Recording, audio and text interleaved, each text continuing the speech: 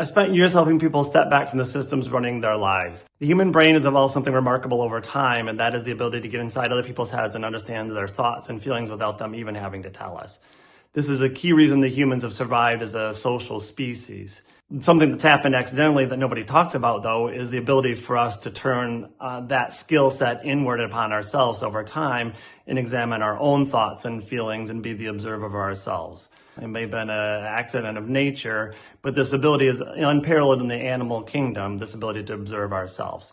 And this is not something you have to create, it's something that's been there the whole time, this observer of watching yourself in real time. And it's the only part of you not running on autopilot.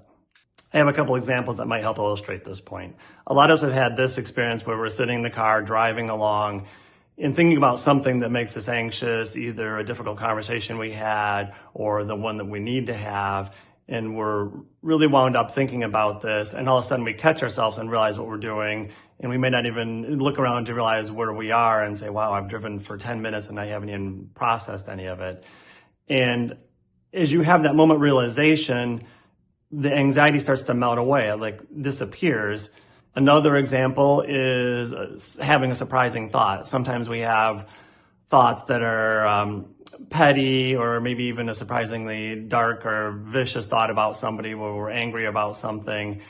And we catch ourselves like, oh my gosh, where did that come from? You know, that's kind of surprising.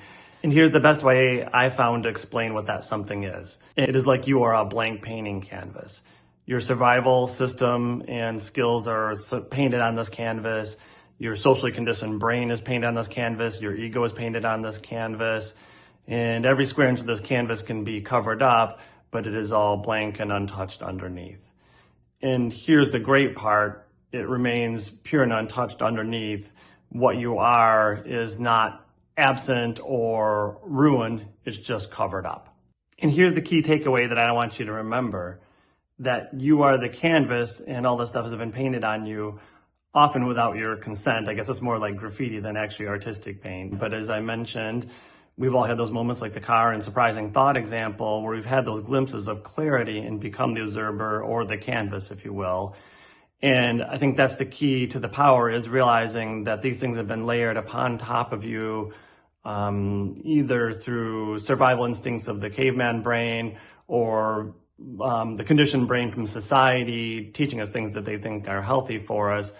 But we have to be able to choose that, to step back and be the observer and have the power of living in that space and choosing whether we want to accept these things. If they serve us well and they resonate with us, great. Or if they don't, we don't have to accept them. We can move on to something else and choose to paint with a different color or put different things on there. So hopefully this has helped clarify things a little bit. I'm Matt Campbell, and if this resonated or helped you see things differently, hit subscribe as I drop videos like this on a weekly basis.